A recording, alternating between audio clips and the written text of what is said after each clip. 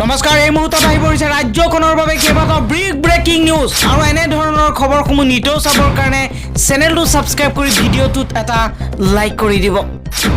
যোগান মন্ত্ৰী ৰঞ্জিত দাসে নাজানে বিভাগৰ কাম, কমিছনৰ অংকত ৰোধ কৰা নাই মূল্য বৃদ্ধি। জাকিৰ হুছেইন সিকদাৰৰ এই মন্তব্য যোগান মন্ত্ৰী ৰঞ্জিত দাস সম্পৰ্কে। ৰঞ্জিত দাসৰ পৰা যোগান বিভাগ কৰ্তন কৰিবলৈও মুখ্যমন্ত্ৰী ডক্টৰ হিমন্ত বিশ্ব শৰ্মাক আহ্বান প্ৰদেশ কংগ্ৰেছৰ কাৰ্যকৰী সভাপতি জাকিৰ হুছেইন সিকদাৰৰ। বজাৰত এতিয়া প্ৰতিটো সামগ্ৰীৰ জুইচাই দাম হৈছে। সামগ্ৰীৰ অত্যাধিক মূল্যই জুৰুলা কৰিছে সৰ্বসাধাৰণ লোকক। প্ৰতিটো সামগ্ৰীৰে আকালংগী মূল্য বৃদ্ধি পাইছে। গেলামালৰ পৰা আৰম্ভ কৰি শাক পাচলিলৈ সকলোতে ব্যাপক মূল্য বৃদ্ধিয়ে এতিয়া জনতাৰ মূৰত মাদমাৰ সুদাইছে। মূল্য বৃদ্ধি ৰোধৰ ক্ষেত্ৰত কোনো পদক্ষেপ চৰকাৰখনে লোৱা পৰিলক্ষিত হোৱা নাই।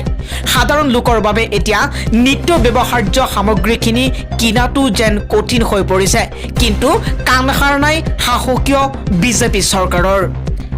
এনে সময়তে মূল্য বৃদ্ধি ৰোধ কৰিবলৈ মুখ্যমন্ত্ৰী ডক্টৰ হিমন্ত বিশ্ব শৰ্মাক আহ্বান জনাইছে অসম প্ৰদেশ কংগ্ৰেছ কমিটিৰ কাৰ্যকৰী সভাপতি জাকিৰ হুছেইন সিকদাৰে।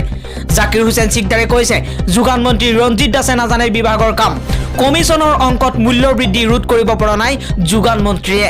ৰঞ্জিত দাসৰ পৰা যোগান বিভাগ কৰ্তন কৰিবলৈও মুখ্যমন্ত্ৰীক আহ্বান জাকিৰ হুছেইন সিকদাৰৰ। অসমত তালিবানী নিয়ম, বুৰ্খাৰ সলনি জিন্স পিন্ধাৰ বাবেই বাহিৰ কৰি দিলে এগৰাকী মুছলমান যুৱতীক। সমগ্ৰ ছ'চিয়েল মিডিয়াতে ভাইৰেল হৈ পৰিছে। মুছলমান যুৱতী আৰু মহিলাসকলৰ ওপৰত কঠোৰ নীতি নিয়ম জাপি দিয়া অসমত সংঘটিত হৈছে এক ঘটনা। এবাৰ অসমত একাংশ এতিয়া তালিবানৰ দৰে শাসন চলাবলৈ আৰম্ভ কৰিছে। বুৰ্খা পৰিধান নকৰা কেন্দ্ৰ কৰি এগৰাকী মুছলমান যুৱতীক অপদস্থ কৰি গতিয়াই ঘৰৰ পৰা উলিয়াই দিয়া এক ঘটনা সংঘটিত হৈছে এইখন অসমত।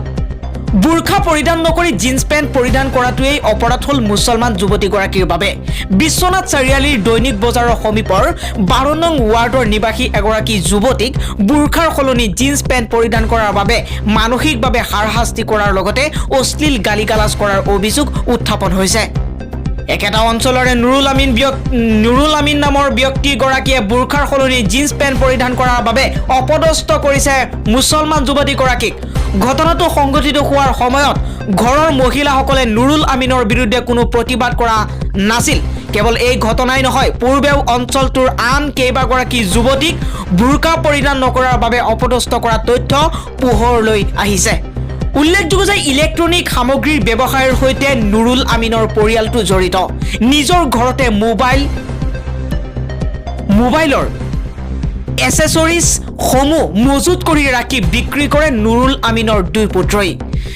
যুৱতীগৰাকীয়ে মোবাইলৰ হেডফোন ক্ৰয় কৰিবলৈ গৈছিল ব্যক্তিজনৰ ঘৰলৈ। নগাঁও জিলাৰ পৰা ব্যৱসায় কৰা নুৰুল আমিনৰ পৰিয়ালটো ভাড়াতীয়া হিচাপে আছে বিশ্বনাথ চাৰিআলিত। আনহাতে এই ঘটনাৰ পিছতে যুৱতীগৰাকীয়ে কান্দি ঘৰত উপস্থিত হয়। ঘটনা সম্পৰ্কে অৱগত হোৱাৰ পিছত যুৱতীগৰাকীৰ পিতৃয়ে ঘটনাটোৰ প্ৰতিবাদ জনাই নুৰুল আমিনক জবাবদিহি কৰাত ক্ষুব্ধ হৈ পৰে তেওঁৰ দুই পুত্ৰ। আৰু পিছত তেওঁৰ পুত্ৰ ৰফিকুল ইছলামে যুৱতীগৰাকীৰ পিতৃক বাটত আগচি ধৰি মাৰপিট কৰাৰ অভিযোগ উত্থাপন হৈছে। ইতিমধ্যে সমগ্ৰ ঘটনা সন্দৰ্ভত বিশ্বনাথ চাৰিআলি আৰক্ষী থানাত এজাহাৰ দাখিল কৰা হৈছে। ভাৰতীয় দণ্ডবিধিৰ ধাৰা 341/241/323/34 অধীনত 415/21 নম্বৰত এটা গোচৰ বিশ্বনাথ চাৰিআলি আৰক্ষী থানাত পঞ্জীয়ন হৈছে। ইফালে আৰক্ষীয়ে নুৰুল আমিন আৰু পুত্ৰ ৰফিকুল ইছলামক দুয়োজনকে আটক কৰি ঘটনাৰ তদন্ত আৰম্ভ কৰিছে। বিশ্বনাথ মহাবিদ্যালয়ৰ কম্পিউটাৰ বিজ্ঞান বিভাগত অধ্যয়নৰত ছাত্ৰীগৰাকীৰ লগত সংঘটিত এই ঘটনাই সমগ্ৰ বিশ্বনাথ চাৰিআলিতে এতিয়া তীব্ৰ প্ৰতিক্ৰিয়াৰ সৃষ্টি কৰিছে। পৰৱৰ্তী খবৰটো হৈছে সমগ্ৰ দেশৰ চৰকাৰী কাৰ্যালয় শস্য বজাৰলৈ ৰূপান্তৰ হ'ব।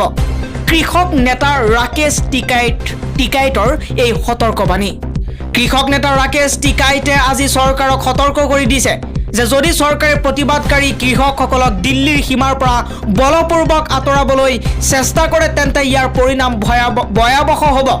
আৰু ভাৰতীয় কিষাণ ইউনিয়নৰ মুৰব্বীজনে কয় যে চৰকাৰে দমনমূলক নীতি গ্ৰহণ কৰিলে কৃষকসকলে সমগ্ৰ দেশৰ চৰকাৰী কাৰ্যালয়সমূহক শস্য বজাৰলৈ পৰিৱৰ্তন কৰিব।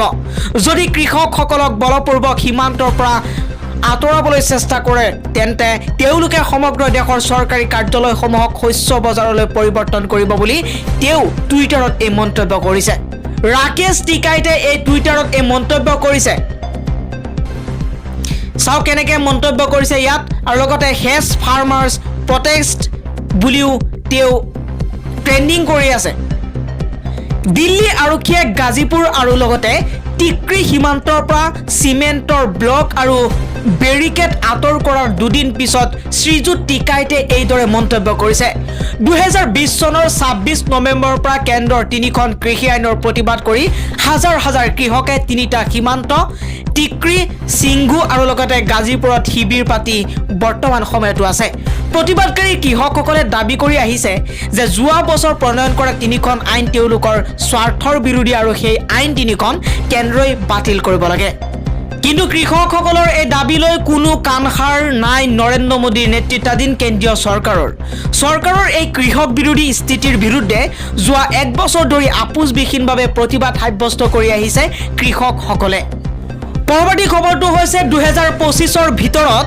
উত্তৰ পূৰ্বাঞ্চল লগতে কাশ্মীৰত নিজৰ ভেটি মজবুত কৰাৰ পৰিকল্পনা আৰএছএছৰ ৰাষ্ট্ৰীয় স্বয়ংসেৱক সংঘ চমুকৈ আৰএছএছে 2025 চনৰ ভিতৰত উত্তৰ পূৰ্বাঞ্চল তথা কাশ্মীৰত ইয়াৰ ভেটি মজবুত কৰাৰ কাৰণে পৰিকল্পনা আৰম্ভ কৰিছে সংগঠনটোৰ 3দিনীয়া ৰাষ্ট্ৰীয় কাৰ্যনিৰ্বাহক সমিতিৰ বৈঠকত উত্তৰ পূৰ্বাঞ্চল তথা কাশ্মীৰত ৰাষ্ট্ৰীয় স্বয়ংসেৱক সংঘৰ ভেটি সম্প্ৰসাৰণ কৰাৰ বিষয়টো আলোচনা কৰা হৈছে 2025ত ৰাষ্ট্ৰীয় স্বয়ংসেৱক সংঘই ইয়াৰ 100 বছৰীয়া জয়ন্তী উদযাপন কৰিব ইপিনে দেশত ইন্ধনৰ মূল্য বৃদ্ধিৰ মাজতে আৰএছএছে চৰকাৰক বিকল্প শক্তি উৎসৰ সন্ধানত কাম কৰাৰ পৰিকল্পনা পৰামৰ্শ আগবঢ়াইছে আৰএছএছৰ সাধাৰণ সম্পাদক দত্তাত্ৰেয় খুছাবলে লগতে দেৱালীত আতচবাজি নিষিদ্ধ কৰাৰ বিষয়ত অসন্তুষ্টি প্ৰকাশ কৰি কয় যে কোনো উৎসৱ অগ্ৰাহ্য কৰা উচিত নহয় আৰু এক